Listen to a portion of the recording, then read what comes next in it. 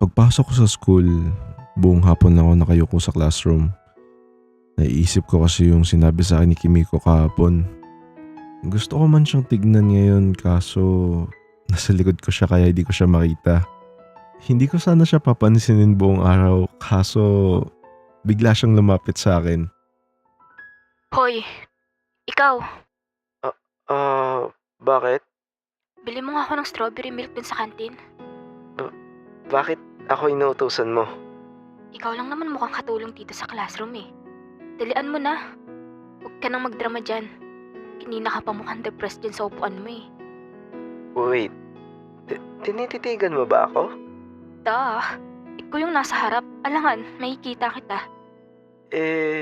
Madami naman kami nandito sa harap ah. Bakit ako yung tinitignan mo? Pumili ka na lang ng pinapabili ko. Sa'yo naman yung sukli dyan eh. Bilisan mo na. Pasalamat ka, gusto ko maglakad-lakad kahit papano. Nagtatampo ako nun sa kanya. Pero bumili pa din ako ng pinapabili niya. Nagpapakadilulo lang din ako nun na kunwari alam niyang BF niya ako tas pinapabili niya lang ako. Parang feel ko inuutusan ako ng GF ko. Pero nagtatampo pa din ako sa sinabi niya kagabi about sa akin. Kung alam mo lang talaga kung sino ako, Kimiko. Wala nang strawberry kaya bumili na lang ako ng apple juice. Pingi ka ba? Or may topa ka lang talaga? Pag pinabili ko sa'yo ay strawberry, yun lang bibilhin mo. Di ako umiinom ng apple juice. Yun lang meron sa kantin eh. Ay, naku. Sa'yo na yan. Kala ko pa na may pakinabang ka dito sa classroom kahit papano. Ay, wala pala. Sige, bibilan lang kita sa susunod ng strawberry milk. Huwag na, itabi mo na lang. Mukhang mas kailangan mo pa yung pera mo kaysa ipambili mo sa akin. Actually, totoo yun. One time na pag-usapan namin ni Kimiko kung mayaman ba sila at kung may kaya ba kami. Engineer yung tatay ni Kimiko at abogado naman yung nanay niya. So, basically, mayaman talaga sila. Hindi na rin ako magtataka kung bakit high maintenance tong taong to. Nilibre ba naman ang isang bundle na skin sa Valorant? Tas one time inaya ko siya nun mag-ML. Nakita ko na sa 500k ba naman yung gems? Kala ko nung una naka-cheat eh. Dati daw kasi siya naglalaro nun kaya marami talaga siyang gems pambili niya daw. Okay class, get 1/4 sheet of paper. 1/4, sir?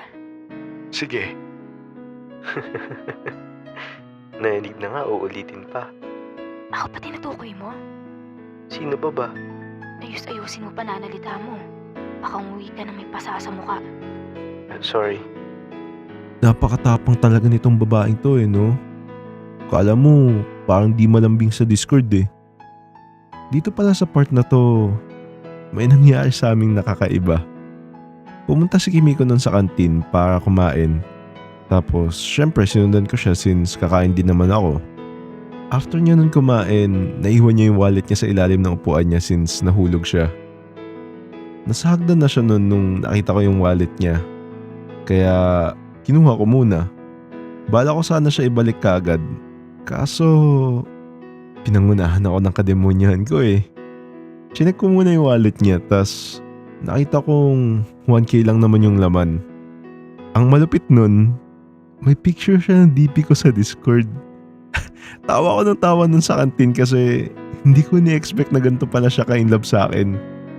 After ko tignan yung wallet niya umakyat din kaagad ako tapos binalik ko na din sa kanya yung wallet. Ay Kawa, naiwan mo pala sa kantin. Salamat. Ipakinabang ka rin pala kahit paano. Lo, binalik ko na nga, ikaw pa tong ma-attitude. Bakit? Ano ba gusto mo? Lumuhod ako sa'yo at magpasalamat? Kahit libre mo lang ako, okay na ako eh. Bakit? Ano bang gusto mo para matapos na to? Kahit yung kwek-kwek lang sa labas ng school. Oh, 500. Pakasaya ka dun. Ay, ayoko ng pera eh. Binibigyan na nga kita ng pera para bumili ka ng kwek-kwek mo, di ba? Binigay ko naman sa'yo na maayos yung wallet ah. Anong connect? Hindi mo man lang ako sasamahan bumili ng kwek-kwek. Simpleng effort lang naman yung ikaw bumili para sa akin. Ay wow, demanding ka pa talaga ha. Please. Ay nako, salamat ka, mabuti akong tao. Ikaw pumalit sa akin sa cleaners, sasamahan kita bumili ng kwek-kwek. Deal. Napaka-attitude talaga ni Kimiko. Pero at least napapayag ko siya dun. After ng class namin ako yung naglinis ng classroom since cleaner siya. Lahat na lang talaga may kapalit sa kanya. Pero okay lang. May kwek-kwek date naman kami mamaya pagtapos nito. Ano, patapos ka na? After kawalisin yung sahig, pupunasan ko na lang yung blackboard, tas okay na. Ako na sa blackboard. Akala ko ba ayaw mo maglinis? Wala akong sinabing ayaw. Sabi ko ikaw lang pumalit sa akin bilang cleaners. Di ba parang ganun na nga yun? Gusto mo ba akong maglinis or ayaw? Sabi ko nga. After namin maglinis nun, halos wala ng tao sa school since uwing-uwi lagi yung mga tao sa amin. Pero buti nga yun Wala masyadong issue since magkasama kami lumabas ng classroom. Assuming ko talaga no? Feeling ngayon kasi ako na magkaka-issue kami. Sige na, kumuha ka na ng kwek-kwek mo. Ilan? Basta kahit ilan, ikaw bahala. Dalian mo na din, kasi gusto ko nang umuwi. Grabe naman to. Bakit ikaw? Ayaw mo ba kumain? Hindi ako kumakain ng street foods. Try mo lang naman. Kahit isang kwek-kwek lang. Ayoko nga. Kumain ka na lang dyan. Dalian mo. Okay. Hindi ko na siya pinilit kumain since mukhang naiinis talaga siya that time. Pinabayaan ko na lang siya nun tas inabot niya yung 500 kay Manang pambayad.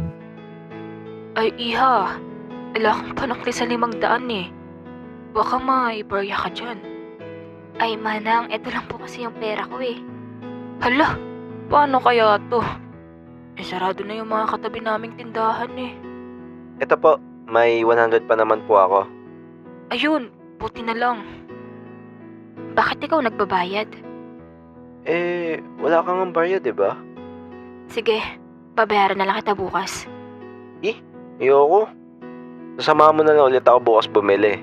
Since ako yung nagbayad na ngayon. Sira ka ba? Kailangan ko din umuwi ng maaga. Nag-aantay din yung boyfriend ko sa akin. Sige, ganito na lang. Tumigim ka na lang isang kwek-kwek tapos quits na tayo. Kumain na ako ng isa. Okay na ha? Oo, okay na tayo kapag kumain ka kahit isa lang. Natikman mo na ba yan? Hindi pa. Nandidiri lang kasi ako. Sobrang daming mantika. Party nito. Try mo na lang. Try niya yung kwek-kwek at nakita ko sa mukha niya na nasasarapan siya. Ngumingiti ba naman habang umunguya? Masarap din naman pala talaga siya. Sabi sa'yo Nag-iinarte ka lang kasi. Ate, padagdag pa po pala ng 10 piraso. Bakit ka nagdagdag ng 10? Uuwi ko sa bahay. Doon ko kakainin. Angas Ay, ito na lang po palang 500 yung pambayad.